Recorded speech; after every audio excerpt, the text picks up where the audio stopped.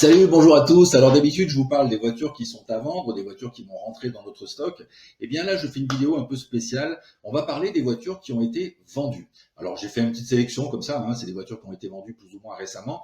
Donc on va commencer tout de suite par cette excellente Ferrari Testarossa de 1988. Alors là, on est un petit peu entre la collection et l'exception. Chez Veitura, on a principalement des voitures de collection, donc des voitures anciennes, etc.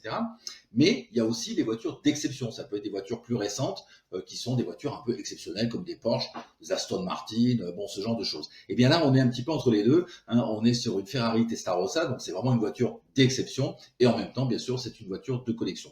Donc elle était affichée à 104 000 euros. Elle est vraiment très belle, c'est une Testarossa, voilà, tout le monde connaît le principe, ça des voitures qui nous ont fait rêver. Elle était présentée par Eric qui est du côté de Montpellier, Nîmes, etc. dans ces coins-là. La voiture, elle avait son carnet d'entretien, ses historiques de facture, etc. Surtout, elle était de 88, elle avait 66 000 km au compteur garanti et il y avait seulement 2 propriétaires. Donc cette voiture a été en stock un certain temps. Une Testarossa, ça se vend pas comme ça non plus. Et puis, voilà, il y a un acheteur qui est arrivé. Je crois qu'elle a été légèrement négociée, mais enfin pas grand-chose. Et voilà, elle est vendue, elle est partie. Donc on passe à la voiture suivante. Voiture suivante, c'était une des miennes, une des voitures que j'avais en stock, donc une Porsche 996. Classique, Carrera 4, cabriolet, une voiture qui a été affichée pendant quelques temps aux alentours de 31 500 euros. Le client étant un petit peu pressé, on a baissé le prix. Et puis voilà, il y a eu des appels. Alors tu vois, ce qui est bizarre, c'est quand tu baisses le prix d'une voiture, du coup, elle devient intéressante. Et les appels que j'ai eus, c'était des appels un peu suspicieux, tu vois, du style, oui, la voiture, qu'est-ce qu'elle a, pourquoi, comment, enfin, tu vois, les gens posaient beaucoup de questions et se demandaient si c'était un peu du lard ou du cochon, comme on dit. C'est-à-dire, est-ce que cette voiture, elle est vraiment à ce prix-là, pourquoi elle est à ce prix-là, etc., etc. Donc, c'est un peu délicat, tu vois, parce que quand tu mets la voiture au prix, bon, t'as quelques appels, mais voilà, ça bouge pas trop. Quand tu baisses ton prix, évidemment, tu as beaucoup plus d'appels parce que c'est intéressant, mais du coup, les gens sont très, très méfiants. Alors, il a fallu, bien sûr, rassurer. J'ai eu 2 acheteurs principaux, donc je les ai rencontrés, on est allé voir la voiture, ils ont fait les essais, etc. Bon, il y en a l'un d'eux qui a un petit peu hésité, et puis l'autre qui est arrivé juste quelques heures après, en fait, qui a vu la voiture, qui l'a essayé, qui a dit, OK, j'apprends, je signe, comment on fait, etc. Donc il a fait son virement, il a payé, et il est parti avec la voiture quelques jours après. Donc cette voiture a été vendue. On passe à la suite. La suivante, une Chevrolet Corvette C3 de 80, encore vendue par Eric, parce qu'Eric c'est un bon commercial, il a beaucoup de voitures, donc il les vend. Donc tu vois une très belle C3 qui a été vendue aussi, donc 98 000 km, 8 cylindres. Elle était du côté de Montpellier, évidemment, dans l'Hérault. Voilà, cette voiture a été vendue, donc vraiment une belle auto, avec une couleur bien particulière, en fait, qu'on trouve pas tout le temps. Souvent, les Corvettes sont un peu rouges, elles sont noires, elles sont jaunes. Et là, elle avait une petite couleur un peu beige, on va dire blanc-beige, qui était bien sympa. Donc voilà, celle-ci, elle est partie aussi. Allez, on passe chez François maintenant du côté d'Avignon. Donc 1975 Alpine A110, une berlinette rouge, ce qui est assez rare. La plupart du temps, elles sont bleues, comme tu le sais, elles sont parfois un peu jaunes. Donc berlinette qui a été vendue aussi. Qu'est-ce qu'elle avait de particulier? Donc elle a participé au Monte Carlo historique, restauration complète. Par Renault Sport, 2 carburateur Weber, machin, etc. Un moteur de 1300, 130 chevaux, 760 kilos. Bon, bref, une bombinette, évidemment. Donc, à ce prix-là, parce qu'elle était annoncée pas très chère, cette voiture, et elle a été vendue assez rapidement, finalement, par François. Et on continue avec une autre Alpine, donc celle-ci de 1969, bleue, classique. Elle était un petit peu en dessous de 70 000 euros, donc très bon prix aussi. Pierre-Yves, vendu. Allez, on reste avec Pierre-Yves qui a vendu aussi cette Ford Mustang cabriolet code A, magnifique couleur bleue avec capote blanche. On va regarder un peu l'intérieur, comment c'était. Voilà, intérieur bleu, je suppose. Hop, bleu et blanc, voilà. Donc très belle voiture, tu vois, très très très très très bien restaurée, magnifique, très bon état. Qu'est-ce qu'il y avait de spécial? 65, moteur V8, 4 litres 7, 225 chevaux, boîte méca, 4 rapports. La couleur, c'est du Caspian Blue métallisé, très rare. Il y avait du chrome, il y avait un levier de vitesse Hertz, il y avait plein de choses. Ça a été restauré par un garage à Montréal. La voiture, elle était dans l'Ontario, ensuite elle est arrivée en France, etc., etc. 110 000 km au compteur, garantie, etc. Un prix extrêmement bien positionné. Voilà, du coup, elle a été vendue, cette voiture. Donc Ford Mustang Cabriolet Code A, vendue.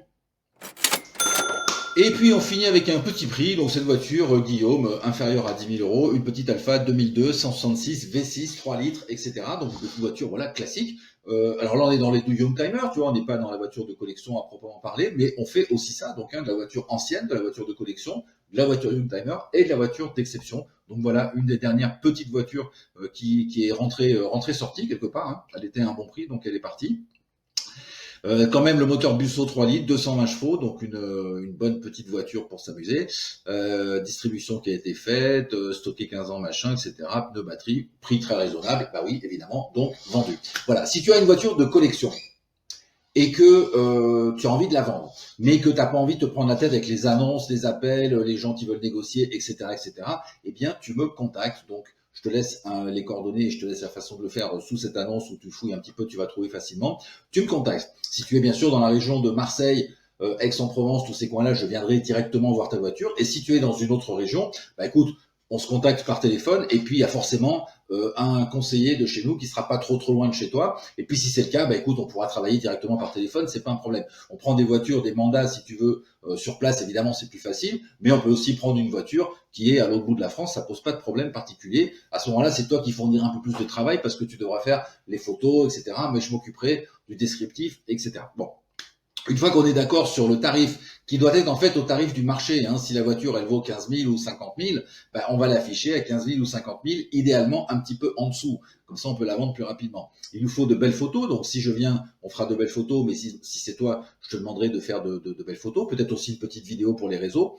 Et puis ensuite, je m'occuperai de ton descriptif, je mettrai la voiture sur notre site. À partir du moment où la voiture a été validée sur notre site, ben, elle est reprise automatiquement pour passer en annonce donc sur les anciennes, Classic Number, le parking, etc. Enfin, plein de sites comme ça spécialisés, vraiment voitures de collection et sur lesquels on passe des annonces premium. Ensuite, eh bien, je gère les éventuels appels. Hein. On a toujours plus ou moins des appels de gens, surtout au début.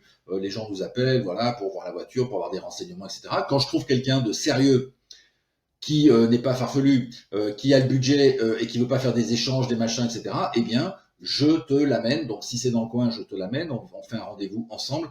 Ben, on discute, voilà, tu lui montres un peu la voiture, on lui montre les papiers, les factures, les machins, les bidules, et puis ben, il achète, ou bien il fait sa reposition, ou bien il décline. Voilà, tout simplement. Quand la voiture est vendue, qu'est-ce qui se passe? Ben, une fois qu'elle est livrée, que tout s'est bien passé, eh bien nous, on envoie une facture et tu nous règles la commission. La commission pour une voiture inférieure à 25 000 euros, c'est aux alentours de 1 200 euros hors taxe. Et puis si c'est une voiture qui est plus chère que ça, si c'est une voiture à 50 000, 70 000 ou 150 000 ou 400 000, eh bien on a une commission qui est de l'ordre de 6% hors taxe. Bon voilà, tout ça, ça fait partie du contrat, du mandat qu'on signe ensemble, donc tout est transparent, tout est clair.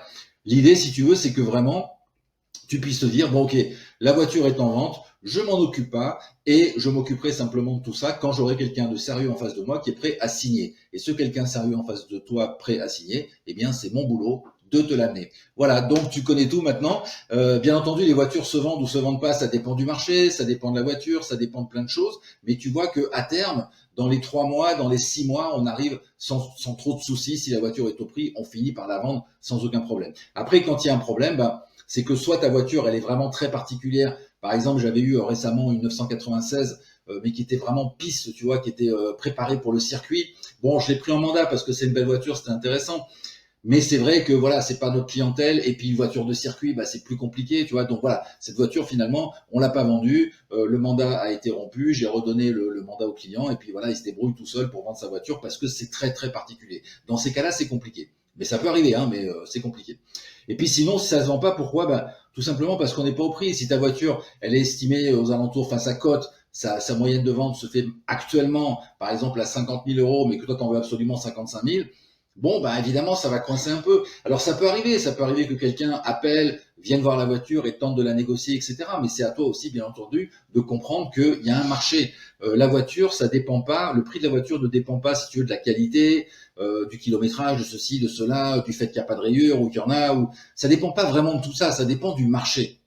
le marché d'abord. Et ensuite, les spécificités de ta voiture. Bien sûr qu'elle peut être un peu plus chère si elle est vraiment dans un état exceptionnel. Et bien sûr que s'il y a des tas de choses à faire dessus, bah, évidemment, il va falloir la baisser. Donc tout ça, ça se teste en fait. Hein. Quand on met une annonce pour toi, eh bien évidemment, on la met à un prix. Puis ensuite, quelques semaines, quelques mois après, bah, on essaye de voir ce qu'on peut faire pour essayer de baisser un petit peu ce prix si la voiture ne se vend pas. Et puis voilà, on essaye jusqu'à ce que la voiture se vende. Et puis après, il y a deux solutions. Soit elle se vend, donc on a rempli notre rôle, tout va bien.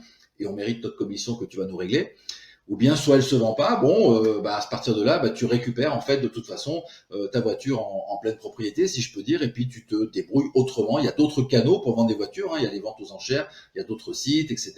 Tu peux te débrouiller, pas de souci. Bon, l'idée pour nous, bien entendu, c'est de rentrer des voitures qui sont au prix, qui sont intéressantes, qui correspondent à nos critères et qui se vendent parce que tout simplement, elles sont affichées à un tarif tout à fait normal, classique.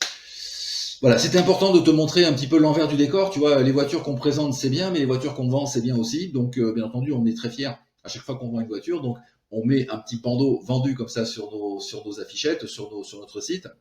Ça montre qu'il y a une activité. Ça montre aussi que, voilà, quand on fait les efforts pour la vente, eh bien, ça finit toujours par payer. Je te dis à très bientôt. Ciao. Oh.